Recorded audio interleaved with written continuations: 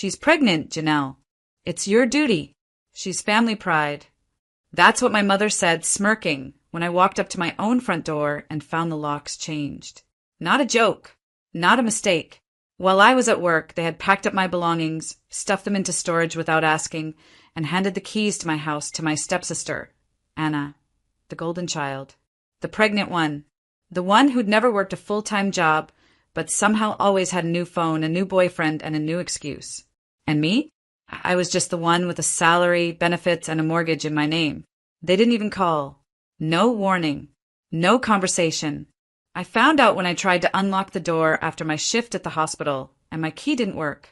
I thought maybe I'd made a mistake, tried it again, then rang the doorbell, and Anna answered. In my bathrobe, holding a smoothie, with my cat in her arms.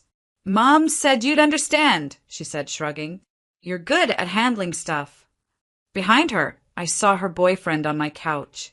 The TV was on. My plants had been moved. My mail sat on the dining table, opened. I didn't scream. I didn't demand anything. I just turned around, got in my car, and drove to a hotel. That night, I didn't sleep. I opened my laptop. I pulled up my mortgage documents, my insurance policy, my security system settings, the property deed, every legal tie that connected me to that house. And I started writing a list, not of what they took, but of what I was about to take back. Because I didn't argue. I didn't beg. But when I fought back, their worst nightmare came true. I was never the favorite.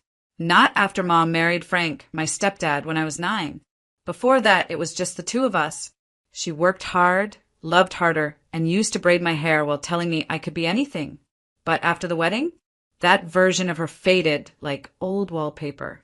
Frank was loud, old school, believed girls needed to be taught their place. He had 2 kids from his first marriage, both older. His son moved out early, but his daughter, Anna, became the center of everything. She was beautiful, spoiled, reckless, and always forgiven. I was the opposite, quiet, academic, obsessed with rules and fairness. I paid for my own textbooks, got a scholarship, and skipped every spring break to work extra hours. Anna, she crashed 2 cars before she turned 21 and once called me a walking resume with no personality. Still, I never held it against her. Not really.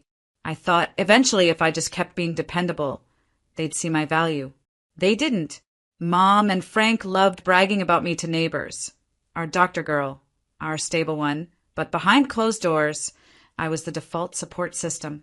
If Anna overdrew her account, I covered it. If Frank needed help refinancing the truck, I walked him through it. When Mom wanted to surprise Anna with a baby shower last year, guess who booked the venue, paid the deposit, and smiled through all of it? I let them use me, because I thought that's what good daughters do. I didn't even blink when Mom asked me to help her and Frank qualify for a home equity loan. They just needed my credit score to strengthen the file. I signed some documents without reading them fully. I trusted them. That trust ended the day they took my house. Let me clarify something. I bought that house on my own. Not with their help. Not with Frank's name on the deed. I worked 2 jobs for 4 years, built my credit, skipped vacations, and ate canned soup long enough to stack the down payment. That house was mine. My safe place, my investment, my proof that hard work mattered. So when I stood on the front steps, staring at a new lock, listening to my mother tell me I needed to make room for family, all I felt was clarity. They hadn't just crossed a line. They'd erased the entire blueprint of who they told me I was supposed to be: useful, quiet, supportive. But I was done performing. And this time, I wasn't going to be the one cleaning up someone else's mess. Looking back, it was never just one moment. It was 100 little signs I ignored. Not because I was blind, but because I kept giving people the benefit of the doubt long after they'd spent it. There was the time Anna accidentally forwarded me an email thread between her and Mom titled Nursery Ideas. I thought she was excited about being pregnant. But in the email, she said, if Janelle moves out, the guest room could be perfect. She barely lives there anyway. I laughed it off. I lived there full time. I worked 12-hour shifts and came home to collapse into my bed, not socialize. When I asked my mom about it, she said, "Oh, you know how she is. Always dreaming big. Don't take it seriously."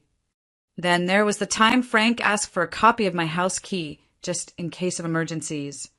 I told him no, and he seemed annoyed but dropped it.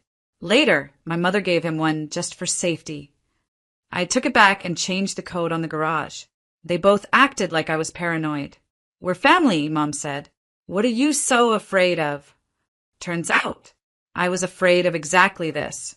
There was even a moment, just weeks before it happened, when Anna walked into my house uninvited.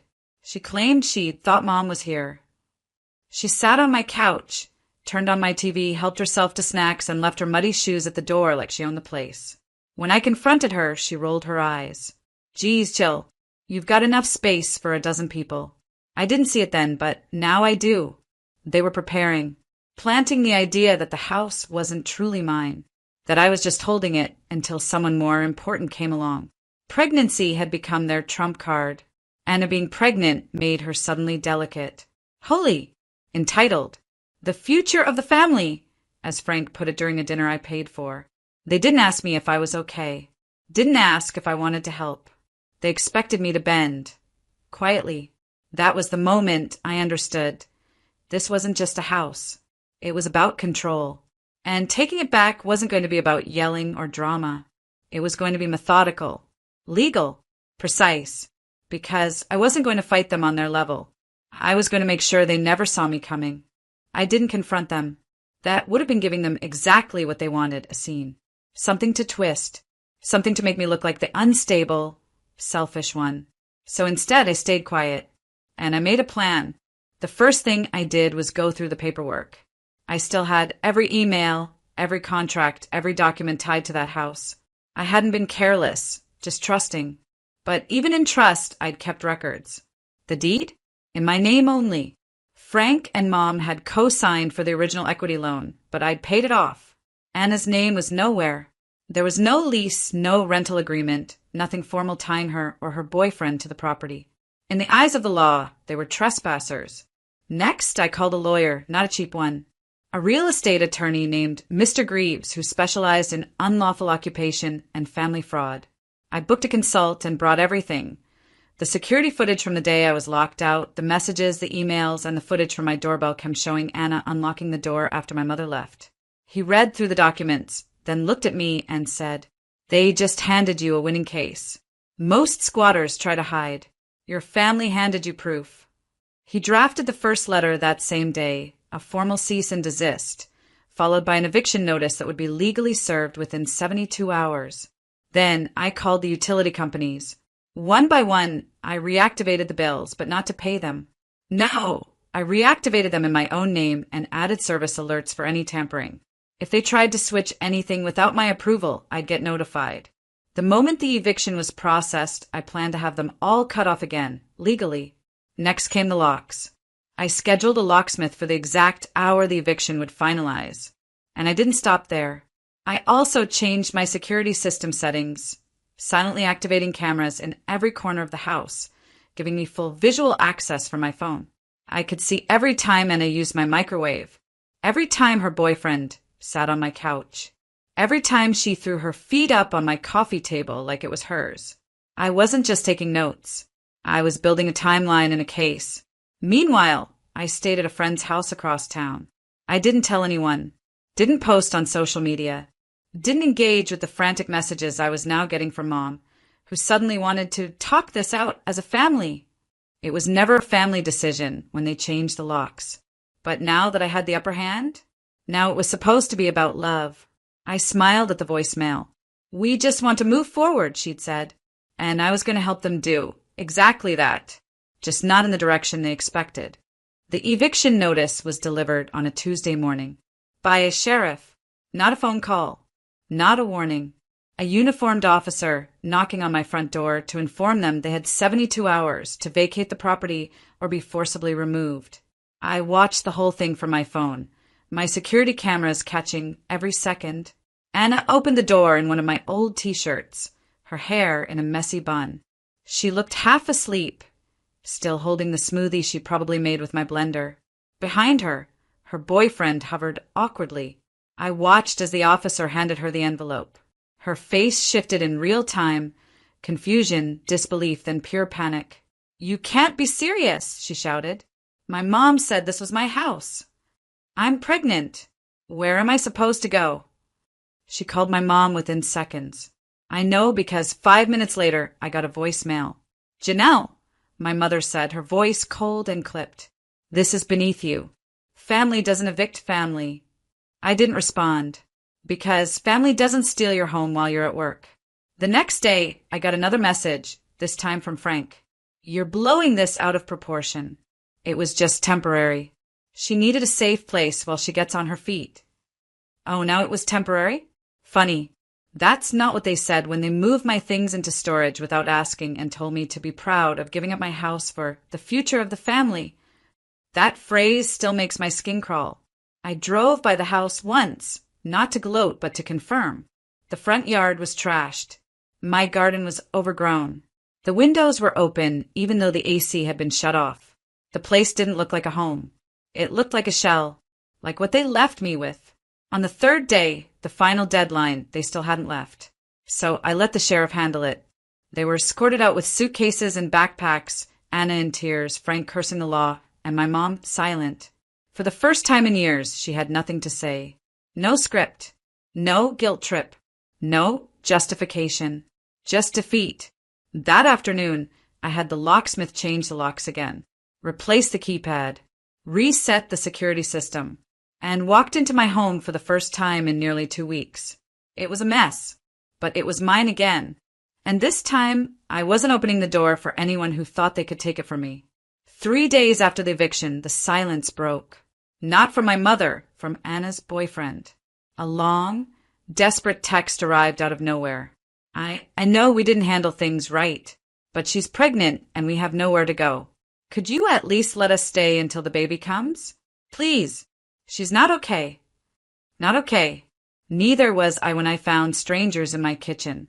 When my mother erased my name from the home, she watched me build. When I was expected to smile through it for the sake of family pride, I didn't reply, not because I didn't care, but because I finally did. About me. I focused on getting my house back in order. The first thing I did was toss out every sheet, plate, and towel they touched. I deep cleaned the place, scrubbed their perfume out of the furniture, and donated anything that smelled like their guilt. Then I went into the storage unit, the one they dumped my belongings into without permission. It was chaos. Boxes crushed. Kitchenware broken. Important documents bent or missing. My diploma shoved in sideways under a box of someone else's shoes. I took pictures. Then I called my lawyer. He helped me file a civil claim for property damage and emotional distress. I wasn't expecting much financially, but I wanted it documented. I wanted there to be a record that I hadn't just let this happen. Because that's the thing about people like them. They count on your silence. They think you'll be too tired, too kind, too scared to stand up for yourself. Not this time. And then the ripple effect started. Word got around. Our extended family caught wind of the eviction, of the locks being changed, of Anna living rent-free in a house that wasn't hers. At first, I said nothing. But when my mother tried to twist the story, framing me as ungrateful and bitter, I calmly shared screenshots, legal filings, photos of my house post-eviction, her voice on the voicemail saying, "She's pregnant, Janelle. It's your duty." The narrative cracked. People saw it. A cousin messaged me privately. "We always wondered why you were so quiet. Now I get it." My mom's reputation began to fracture. Anna's baby shower was canceled due to scheduling issues. Frank's boss, who knew me personally, pulled him aside and asked if the rumors were true. They were. And suddenly, the image they worked so hard to polish started falling apart. They'd spent years demanding loyalty, obedience, image. Now, all they had was exposure. And the daughter they'd tried to erase? She had her house, her name, her proof. And the one thing they never expected her to keep, her power. Peace didn't arrive like a parade. It came in small, quiet moments, like making coffee in my kitchen again and realizing I didn't have to ask anyone if they'd used the last of the creamer. It came when I opened the curtains and saw sunlight hitting the hardwood floors I had picked out and remembered they were mine again. Not shared, not occupied, not stolen, just mine.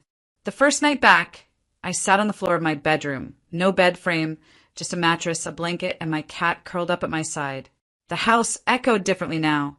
Not empty, just honest. And for the first time in weeks, I slept. Deeply. Without checking cameras. Without waiting for another betrayal. The next morning, I started putting my life back together. Not just physically, but emotionally. I canceled therapy appointments I'd been dodging and showed up. I told my story, start to finish, to a therapist who looked me in the eyes and said, "You weren't overreacting. You were being erased. And you stopped it." That sentence stayed with me. I reconnected with friends I'd pulled away from during the chaos. I hosted a brunch, nothing fancy, just pancakes and good company. When someone asked if I was okay, I didn't say fine. I said getting there. And I meant it. Work got easier, too. My focus returned. My patience felt less like weight and more like purpose. One afternoon, I helped an elderly woman through a difficult diagnosis, and as I sat with her, she squeezed my hand and said, "You have the calm of someone who survived something." I smiled, because I had. I even started writing again, something I hadn't done since college. Not about the house or the drama, but about boundaries, about women who give too much, about daughters who are told their silence is love. I didn't know what I'd do with the writing, but I knew I wasn't done. One day, as I walked home from work, I passed a for sale sign on a small commercial unit, and the tiniest spark hit me. What if? What if I opened a space for women like me? Financial workshops, legal literacy, therapy partnerships, a space where women could come when their own family tried to silence them. I wasn't sure yet, but I'd saved enough, and I wasn't afraid to build something from the ground up anymore, because I knew what it took. I knew what it cost, and I knew what it was worth. It's funny what people think closure looks like. They picture grand gestures, apologies, tears, a scene where the villain says sorry and the heroine walks away in slow motion. That's not how it happened. Closure, for me, came on a quiet Sunday morning, standing barefoot in my kitchen with sunlight on my face, flipping through my mail.